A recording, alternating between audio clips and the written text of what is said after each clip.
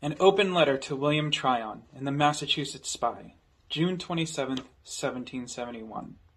Sir, as we hear the presses in North Carolina are entirely at your devotion, and even these confess it is dangerous to reason in reach of your artillery, I will presume to ask you some questions in this channel, which, though surrounded by ships of war, dare tells the boldest tyrant he is a traitor and a villain.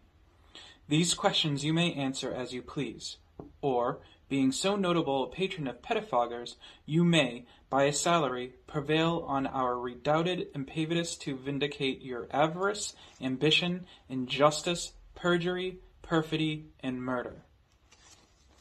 Query 1.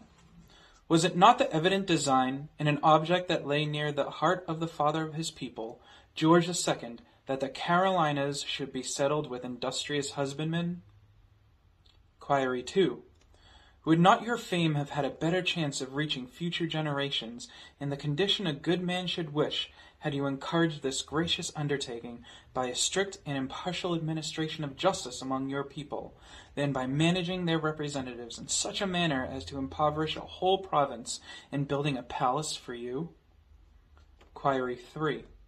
Is not your avowed connivance at the enormous villainies of the banditti of robbers, your judges, sheriffs, and pettifoggers, a translation of all their accumulated iniquities to yourself?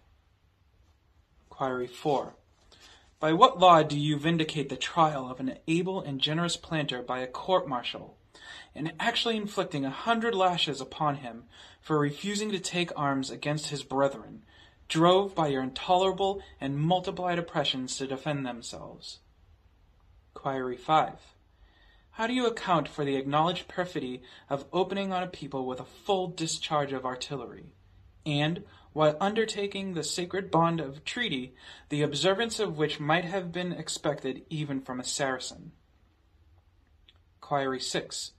What shall we in future think of the term loyalist, should it continue any time to be exclusively applied to extortioners, traitors, robbers, and murderers? Your direct and satisfactory answer to each of these interesting interrogatories is demanded by Leonidas.